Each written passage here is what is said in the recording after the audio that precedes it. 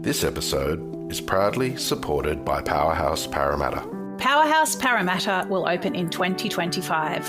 The new museum will be the largest in New South Wales and is determined to offer the very best in hospitality. Perhaps your business can be part of defining a food and beverage offering which is expected to cater to 2 million visitors a year. This incredible opportunity for operators includes retail food and beverage, in-house residential catering, events and other hospitality ventures, encapsulating the diversity of cuisines and cultures that make Western Sydney so exciting. Interested to learn more?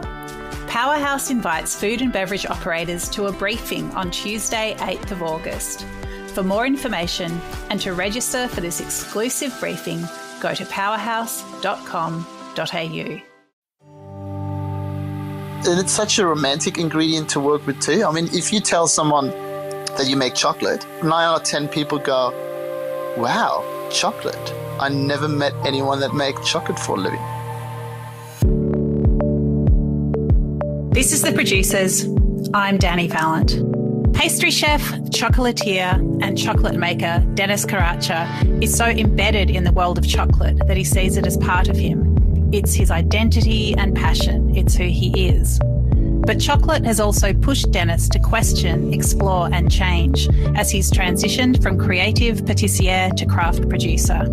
Cuvee Chocolate, his bean-to-bar operation on the outskirts of Melbourne, has ethics at its foundation and unique flavour and texture as its goal. My name is Deniz Karaca. I am a pastry chef or former pastry chef, and I'm also the chocolate maker and owner of Cuvee Chocolate.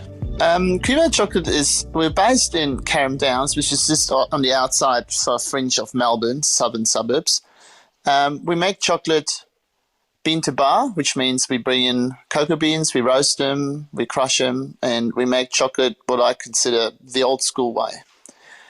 Stone ground, crunched for up to 8 to 9 days. Our goal or our aim for our chocolate is to be the best chocolate you can buy Australian made, so produce a quality top shelf produce, but also do it as ethical and as sustainably as possible. I always liked the artistry side of chocolate, so actually not just using it as an ingredient, as in, put a couple of 100 grams in a brownie recipe or making a big chocolate mud cake, but do things that are really appealing. And I always had a flair for art and for painting, that sort of a thing. So it was a good way of expressing, I guess, my creativity in my work. So I took great interest in making little sculptures out of chocolate, and at the time we did little model figurines. That's a big part of German patisserie, marzipan and chocolate figurines. So that was probably the part of working with chocolate that really drew me in. Deniz grew up in a small town in Germany, in a family where food was a site of connection and enjoyment. When it was time to choose a career, the decision wasn't difficult. So I was born in Germany, a small town called Göttingen. Not many people know it unless you happen to study physics. Started my apprenticeship when I was 16 as a pastry chef. I was always very interested in food, and cooking and baking in particular, and I guess a lot of that comes from my grandma, who always baked with us when we were kids, so that sort of sparked my first interest in the subject. Did my apprenticeship for 3 years as this sort of standard over there. As part of my apprenticeship in pastry, chocolate was a big chunk of it. The pastry shop that I did my apprenticeship was a very old, very well-established patisserie. When I was actually there, they actually celebrated their 125th anniversary. And they had a really big chocolate department up above the patisserie, and it would be common practice for the apprentices to go and spend at least 6 months up there to learn how to work with chocolate, how to make pralines, truffles, and that sort of thing. But you actually never got to make chocolate. Chocolate is always looked up on as more of a raw material, I guess, is a good way of putting it, by pastry chefs. It's something we get already basically semi-finished, so in either block or button form. I think my love of chocolate really started off because the apprenticeship that I'd done, it was one of those old school apprenticeships, right? It was getting up early in the morning, working long days, working 6 days a week. It was tough. And I'll be honest, the head chefs and the sort of senior chefs, they're all really tough, old school guys too. And actually, the guy that run the chocolate section at the time at Patisserie, he was one of those, I want to say, almost fatherly figures. He really took us under his wings. So I think I almost have to blame him to some degree for my passion in chocolate, because I really enjoyed just working with him, and because he was the guy that looked after everything chocolate in the business. It sort of was the material or the substance that I was most interested in, just because it was the most enjoyable part of my job at the time. And once you get to spend a lot of time with anything, I think you get to learn more about it. You learn more about its background or its history, and you get more involved with it, I guess. I continued after my apprenticeship for another year or so there, then went on to work in a couple of different restaurants. In Germany at the time, we had something they called compulsory army service, I guess. So I did that for a few months, and then I thought it was time to travel.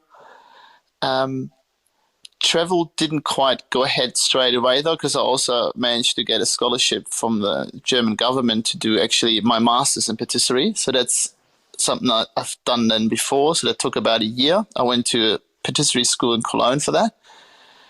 And after I finished my master's, I still had sort of the idea that I really wanted to get out and see a bit of the world. So I joined a cruise ship and started traveling the world, working as a pastry chef. When you're a young chef wanting to open the world up for experience and adventure, cruise ships often seem to beckon. But what's life actually like on a huge floating hotel? Anyone that ever worked on a cruise ship sort of knows how it works. To the layman's, it's usually when you join a cruise ship, you do a 4 to 6 month contract. So you work 4 to 6 months basically every day, depending on the cruise line and where you're sailing, between 12 to 16 hours a day. And the idea is then you do 4 months or 6 months and you get 2 months off, and then you do another 4 to 6 months. So I've done my first contract, what they call it. And I actually did end up doing 7.5 months because my replacement kept getting delayed. It's tough. It's probably one of the hardest jobs I've ever done in my life.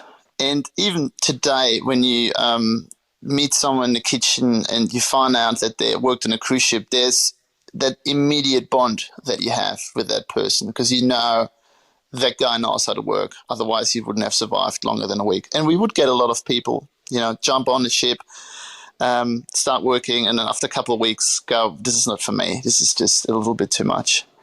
In saying that, probably some of the best times I had in my career, it was that sort of, I don't want to call it a brotherhood because there's a lot of sisters there too, but that bond that you have with your fellow workers, because you literally work every day, and you literally work every day the whole day. So it's a 12 to 16-hour shift, depending on how busy you are.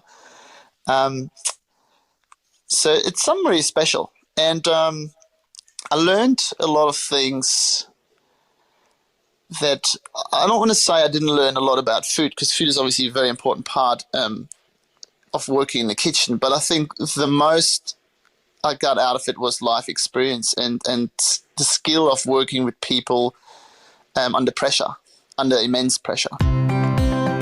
For so many Europeans who end up down under, Australia is a mystery. They're not sure what to expect. What is it like to land here as a qualified and talented practitioner, but with no experience in local kitchen culture? Well, how did I end up in Australia? I met an Australian girl on the ship. On the ship, there's not much you can do, as in you work, and usually in the evening there's a gym or there's a crew bar. So it depends on where you're at in your life or in your week. Those are the two locations you will shoot for after work. And I met Kylie, my wife, probably 5 or 6 months into my first contract. And we started dating. Our first date was actually in New York. Second date, I think, was in Canada. That's the nice thing about working on a cruise ship. You can go on fancy dates and it costs you almost nothing. And at the end of our second contract, we actually both decided we had enough of ship life. It was getting a bit hard. I mean, it's very hard as a single, let alone when you try to be in a relationship working, different roster or different hours and those 12 to 16-hour shifts. So we decided it was time to leave the ship, and it was either Germany or Australia. I was wanting to travel anyway. That was one of the reasons why I joined the ship. So to me, there's no question about it. I'm going to give Australia a shot. And I've been here ever since and loving it. Starting off as a chef in Australia, it was quite challenging, I'll be honest. Having worked in Germany before and then on a cruise ship where, HR is not really something we do a lot in, especially not in the ship, neither in Australia, in Germany. It is a very rough environment, sort of thing. You're used to speak your mind. You don't really worry about someone's feelings in the heat of the moment when you go through service or just during busy times. So I had to sort of, I want to say I had to reassess the way I approach my work and also the way I approach my co-workers, because I was just used to telling people something and they'd do it. And here you had to be a bit more democratic about how you talk to your staff, I guess. So it took me a while to get my head around that. Also took me a while to get my head around ingredients, especially for pastry chefs. We're quite scientific in our approach, and recipes are quite exact, and we rely a lot on the ingredients being right. So when you bring a recipe, let's say from Germany or on a ship, we had a lot of US ingredient-based recipes, to Australia, they often don't quite work. So what I'm talking about is differences in flour, differences in sugars. In Australia, we tend to get cane sugar, while in Europe, we get beet sugar. So they have a very different way of reacting. Chocolates. Chocolate is usually chocolate that you would buy here in Australia was Belgium or French, so it's one of the bigger brands. While in Germany we use German chocolate, and on the ship we often use Swiss chocolate. So from those two angles, I guess your approach with people, because Australians are a bit more easygoing and a bit more relaxed when it comes to their work approach than Europeans, perhaps, as a thumb rule. Not always, not everyone. And the ingredients for sure. Chocolate is simple, but also complicated. It's malleable, but also requires rigour. What elements drew Deniz in and kept him engaged? I always worked with chocolate. So since I started, it was always probably the ingredient that I felt most passionate about, as in to a degree that whenever I would work in the kitchen, some of the hot kitchen chefs would joke about, is there any dessert that we have on the menu that doesn't have any chocolate in it? And really looking into it, people would often ask me, hey, where do you get the chocolate from? Or how do you make your chocolate? Because people just assume that chocolate is often assume that chocolate is made in the kitchen, especially when you work in a chocolatier. And I've done that. I worked in a couple of chocolate places in Melbourne before I sort of went back into restaurants and catering and hotels. And it's just a general assumption. People think, well, you're a chocolate shop, you must make chocolate, which is actually not, more often than not the case. And there, it's really different to differentiate between a chocolatier and a chocolate maker. So a chocolatier traditionally is a person that makes wonderful things with chocolate. So there are all these beautiful shops that you see, when you go to Belgium, to Antwerp, and you go through town, you see all these chocolatiers. I want to say 90% of them actually don't make chocolate. They buy chocolate and make truffles, pralines, cakes, all sorts, turrons, all sorts of beautiful things out of chocolate. And that's wonderful, because it's actually quite a skill and quite a craft in itself, working with chocolate. And then there's the chocolate makers. So they're the guys that actually get the cocoa beans, they roast them according to different flavor profiles. They crush them down into cocoa nibs, and then they grind them, refine them, and then conch them into chocolate. So very different from the two. And I always was a pastry chef and chocolatier. So if you look at my trade certificate, my qualification, it says pastry chef, chocolatier. There's actually no apprenticeship for chocolate making. So it's something we cover in our apprenticeship, I guess, in trade school briefly. So as you go, we spent probably 3 months talking about chocolate in trade school during my apprenticeship. So that was sort of my relationship with chocolate. I used it as a raw material. I sort of understood sort of where it came from, as in most people know most chocolate comes from South America, most cocoa comes from South America, or think that, which is actually not true. And then it somehow goes to Belgium or Switzerland or France in one of those chocolate making places, and then it comes to us. And that was my understanding of chocolate.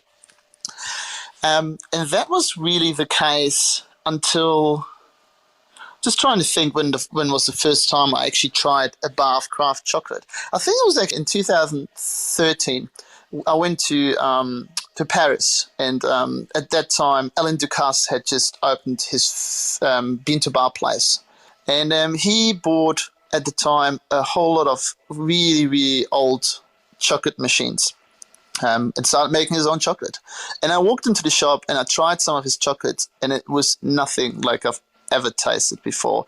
It was, when you walk into a chocolaterie, it often smells sweet and maybe a little bit chocolatey, but it's nothing compared to what you smelled when you walked into his shop. Like the moment you walked into, you knew these guys were making chocolate. There was no two questions about it.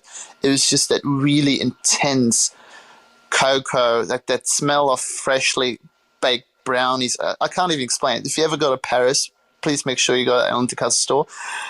And that's when I realized that I did not know a lot about chocolate at all. I didn't know just about everything there was about how to work with chocolate.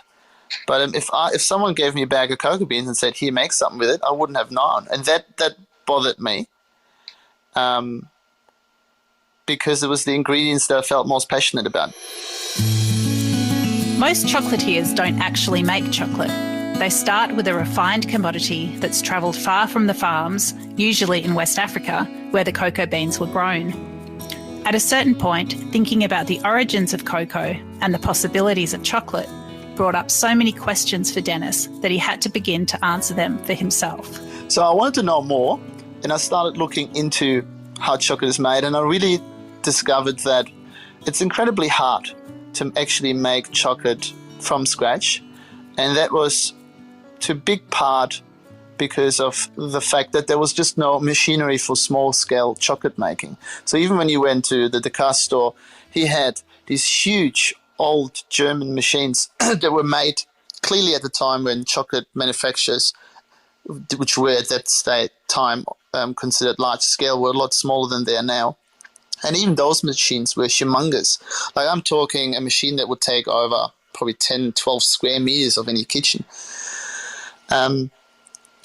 So I started looking into what was required, and I sort of thought, well, it's quite unrealistic, from a machinery point of view, but also having access to cocoa.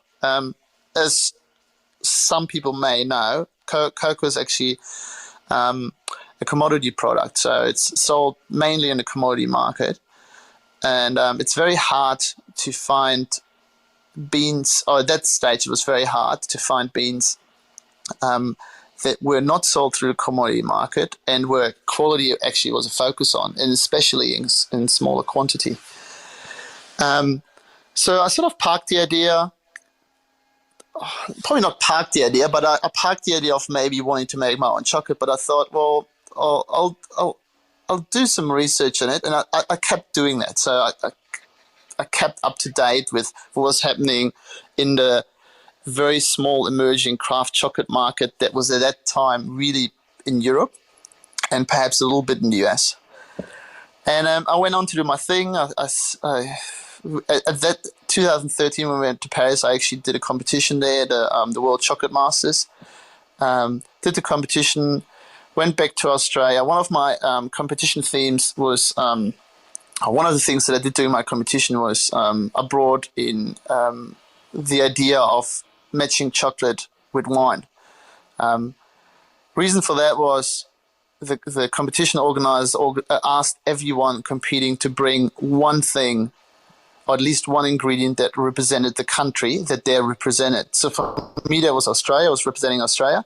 And what competitors in the past always had done, they would bring something native, like like lemon myrtle or macadamias or wattle seed. That was sort of the common theme.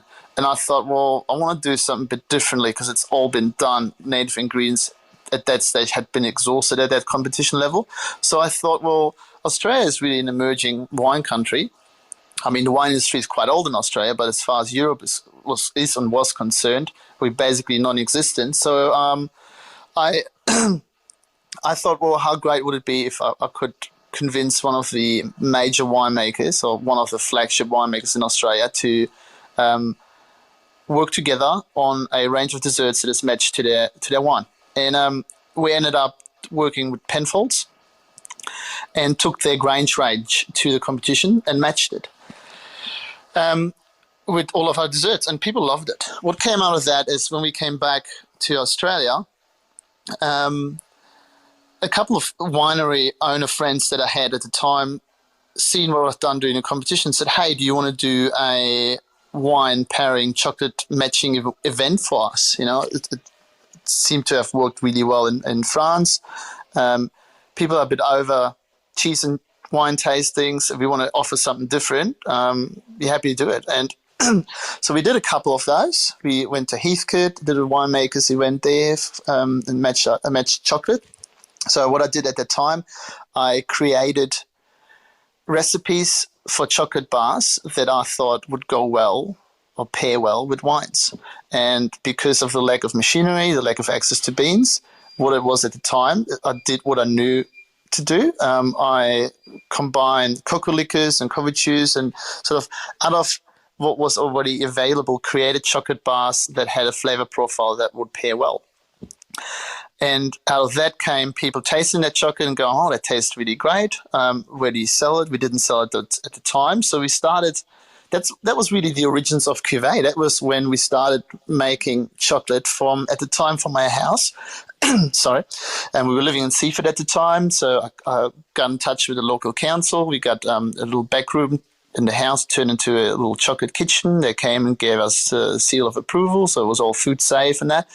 And we started making chocolate blocks to be paired with wine from cocoa liquors, couvertures, and cocoa mass that we would buy, and started selling it. There are only about 30 bean-to-bar chocolate makers in Australia.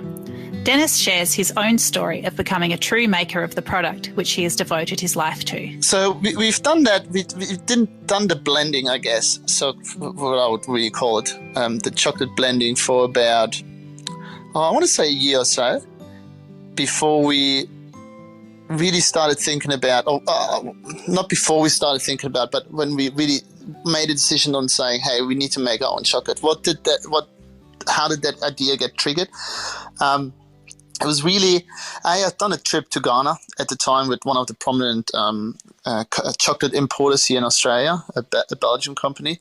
And it was a really great trip because they showed us around. It was the first time that I actually saw a cocoa tree in real life, the first time I could talk to farmers, the first time we actually seen how cocoa is grown, harvested, processed.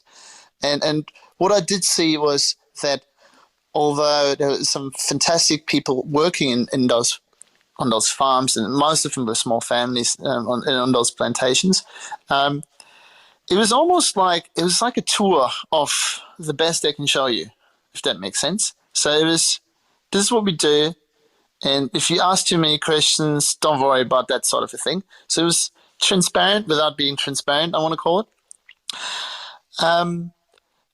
Came back and sort of just thought about how did cocoa really does cocoa really come to us? What's the channels? And I mean, if you're really interested, it's only a Google search away, and you just done a great article on it, Dani. But once you start looking into it, it becomes quite troubling. Now, I thought it was a bit not kosher in Ghana. And Ghana is actually one of the better countries in West Africa that produce cocoa. If you compare the Ivory Coast, for example, to Ghana, it's quite troubling. So I came back with the thought, well, I don't really know where my chocolate has come from. A lot of it has come from, because it's just, they don't tell you. So you can fairly safely assume it's either out of the Ivory Coast or Ghana, because they're made. I think at the moment combined they produce something like 70 or 75% of the entire cocoa harvest in the world. So the first thing we did was, upon return, we went to single origin. So everything that we used was a single origin, and we made a conscious effort of avoiding countries that would lack complete transparency. So we started buying Tanzanian cocoa liquor or Cuvee and stuff from Ecuador and Cuba, and countries where there was a little bit more transparency, but still not full transparency by any means. You knew now the country, but you didn't know anything about the plantation, nothing about the farmer, nothing about the people involved. So that was one major point for us to rethink what we're doing. The other part was flavor and quality. What I found was there's more and more chocolatiers popping up left, right, and center, really, in Melbourne or in Australia in general, and they all use those same basic ingredients. They all started with the same products. As the chocolate manufacturers' sales go up, so did our competition, increase, and so that people produce very similar things to what we did, because we really, other than blending the ingredients together, didn't have really much input. So put these two things together. I want to say about 14 or 15 months after starting Cuvee, we sat down and I had to make my case to Kylie, who's not only my wife but also my business partner. And I said to her, I think we need to spend significant amount of money on machines, and we have to go out and find suppliers for cocoa beans, because we need to do things differently, so we can actually provide a product that is sustainably sourced. With such a long and complex supply chain, it's hard to be sure of the source and ethics of cocoa products. The industry is implicated in child labour and even slavery, with rich corporations shielding themselves behind platitudes and gestures. Well, the first thing you find out when you start looking into cocoa production worldwide is that most of the cocoa actually doesn't come from South America. It comes from West Africa, two countries in particular, Ghana and the Ivory Coast. What you also then find out is that there's a significant amount of children involved in the harvesting and processing of cocoa in those countries. And I'm not talking about children just helping their family on the farm.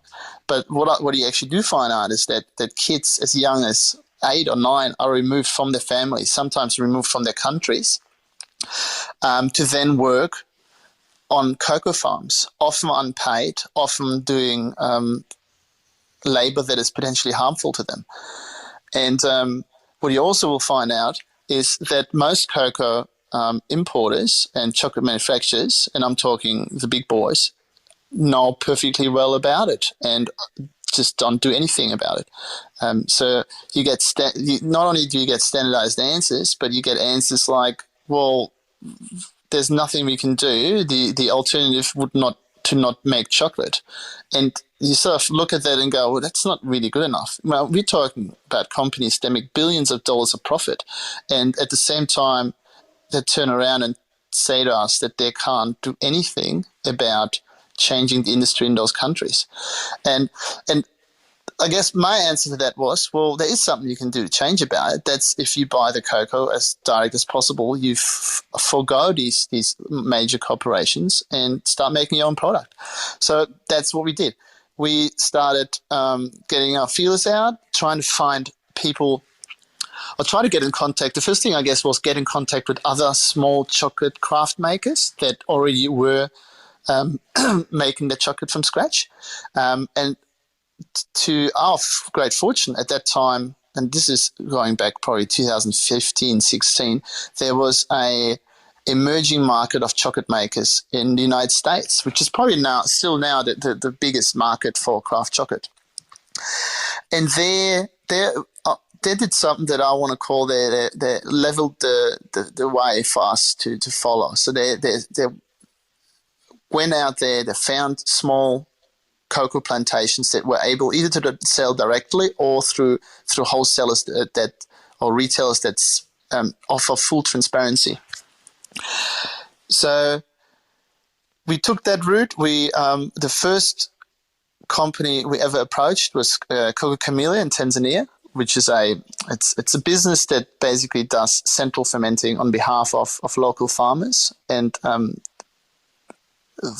through this central fermenting offers a higher grade quality cocoa, but also enables farmers to sell the cocoa quicker and at a higher price. We got in touch with them.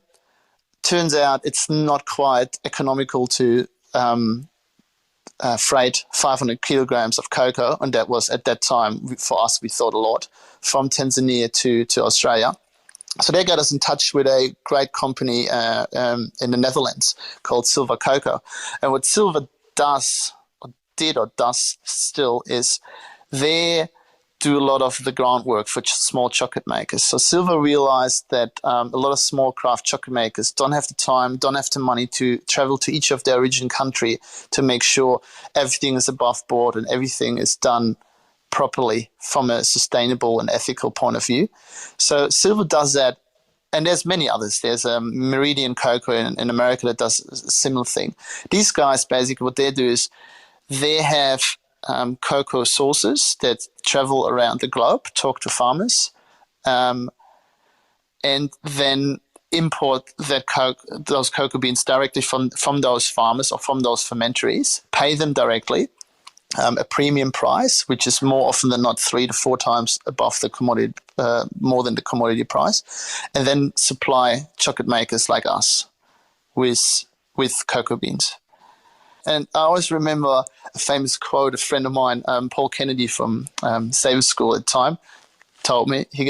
We were both judging a competition in Sydney, and he asked me, "How's your business going, Dennis?" And I go, "Yeah, it's going well." And I said to him, "Look, I'm looking into going bean to bar, because I think it's the only way to know that A, your chocolate is yours, and B, that you know where it's come from." He goes, "Good, be a maker, not a melter." Our chocolate is very unique to what we do, and it's an expression of really myself as a chocolate maker. I don't think you can achieve that when you melt chocolate. A cancer diagnosis was life-changing in many ways for Dennis and his wife and business partner Kylie. All their sometime plans became now imperatives, and a tree change also turned into an unlikely second career as a cattle farmer. So late 2014, I was diagnosed with Hodgkin's lymphoma. So, which, I don't know, most of you would probably be familiar with, but I wasn't at the time. It's a blood cancer, basically. Came as a bit of a surprise. I was always really fit, never had any health problems whatsoever. So it was a bit of a shock to the system.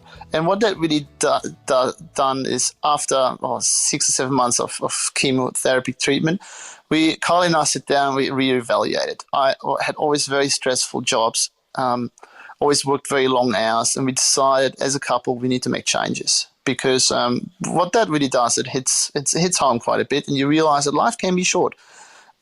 We don't live forever. So we always had that dream of one day moving to the country. Kylie's dad had a farm somewhere out near Seymour, and we would go, I don't know, once a month, spend the weekend, and we would always come back and look at real estate pages and look at farms around, but we always like, one day. And what really came out of that experience was that one day became, it needs to be today. And really, what came for me out of that whole experience was I don't delay things anymore. If I want to do something, I'll do it now, because there's no better day than today, because you don't know what's tomorrow, right? So we went on to a mission of spending at least every second weekend away to find the ultimate area of where we wanted to eventually one day settle. So we done a few weekend trips, eventually found the region of South Gippsland. And the moment we drove through South Gippsland, we immediately fell in love. It actually reminded me a lot of Germany. It's very green, very high rainfall, a lot of pine forests, a lot of cattle, a lot of cows, a lot of dairies. So we decided that was our area, found a block just outside of a little town called Foster near Minyan, which is about 30 k's in from Wilson's Prom. Had a look around, met the real estate agent, made an offer that day. didn't really know what we gotten ourselves into, to be honest. We just thought, oh, well, it's great. You got all these rolling green hills, big paddocks. It's going to be amazing just sitting in the paddocks and sipping a glass of rosé on a spring afternoon. The 8 weeks fast forward, settlement date came. The real estate agent met us at the farm for a final walk around. And as we sort of said our goodbyes, he turned around and he goes, so what are you going to run here?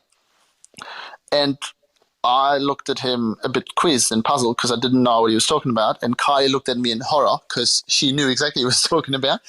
And I go, I don't know. What do you mean? He goes, well, you're going to have to buy some sort of livestock because you got 100-odd acres of prime grazing country here. If you don't put any animals on there, it's going to be a jungle in no time. And that's when Kylie's face really turned because I sort of rushed into this whole thing, thought it was a great idea. And I just said, cattle. Not knowing really a thing about cattle, as in I did not even know what the difference was was between a heifer and a cow.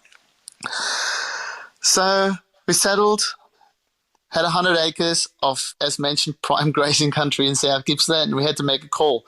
I started looking up some cattle breeds, again, not knowing at all what I was doing, and what I came across was Scottish Highlands, which are a bit of a rare breed. I think they're just made of the rare breed status in Australia, but they're still not seen around a lot.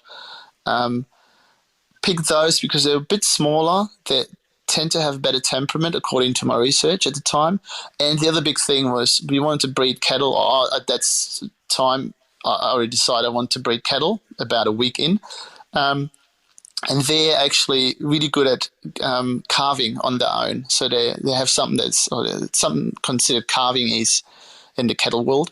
Their calves are quite small and fast growing, so they usually don't need assistance. So before we know, we had 2 heifers and a little steer running around 100 acres. Soon realized that wasn't near enough to keep that under control. 5 years in, I think we got just over 50 Highlands now and about 20 commercial cattle. So we got about 70 head of cattle here. Learned a lot in the last 5 years, more by error than anything. You make a lot of mistakes along the way. But yeah, loving it. Wouldn't go back. We'd sell a little bit of our beef, but not a lot. Most of it just goes to family and friends. And the people appreciate it. And it's something... If you haven't tasted beef farmed that way, I want to say you never tasted real beef. The feedback that we get from friends, family, and also our customers that we do sell beef from is beef like I remember my grandpa's roast, back in the days. It tastes like meat. And just to give you an idea about the Highlands too, Scottish Highlands are a very slow maturing breed. That means the steers don't really get to a slaughter weight until they're 3 to 4 years old. So just as in comparison, an Angus steer you probably would send to the abattoir at 18 to 24 months. These guys really get to live quite a long life considering they're beef animals. And our cows are here for life. I mean, we're a stud breeder, so all our cows have names. Our oldest cow, Finola, she's 20. She had a calf last year. So they're part of the family. We spend a lot of time with them. And it's really that whole idea about everything food for me, that I want to know how things are done, where they're from, and that everything is done in the most,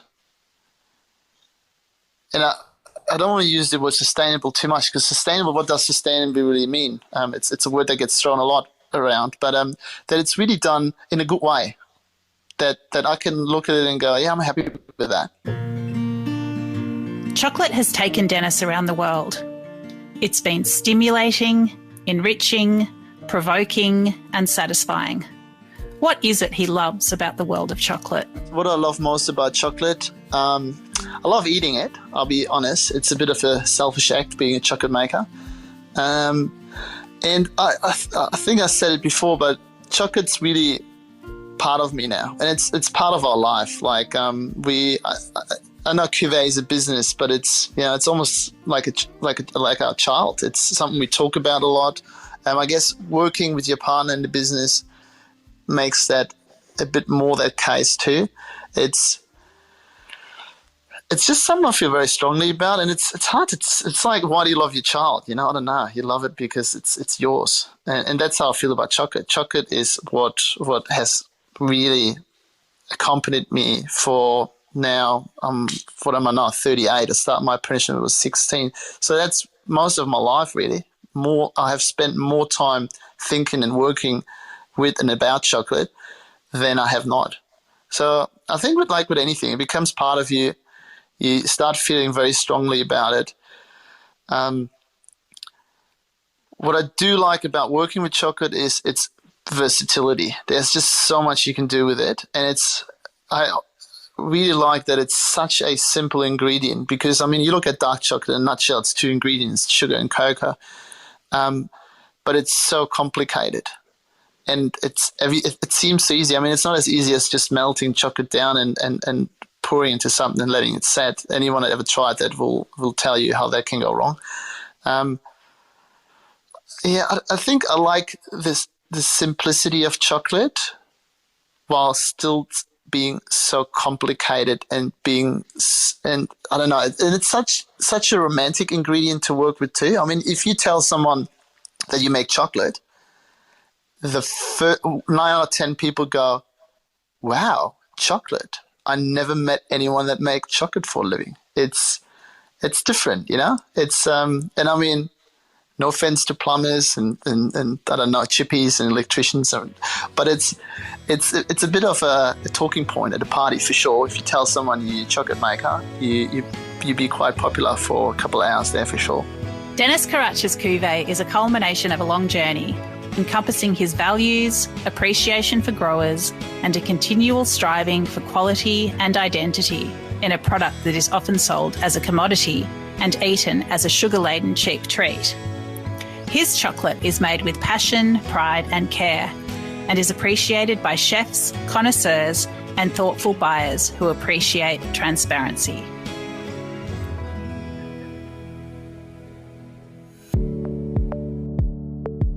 This is The Producers, a Deep in the Weeds production. I'm Dani Valent. Stay tuned as we talk to some of Australia's best farmers, makers and growers. Follow us on Instagram at Producers Podcast or contact us via deepintheweeds.com.au.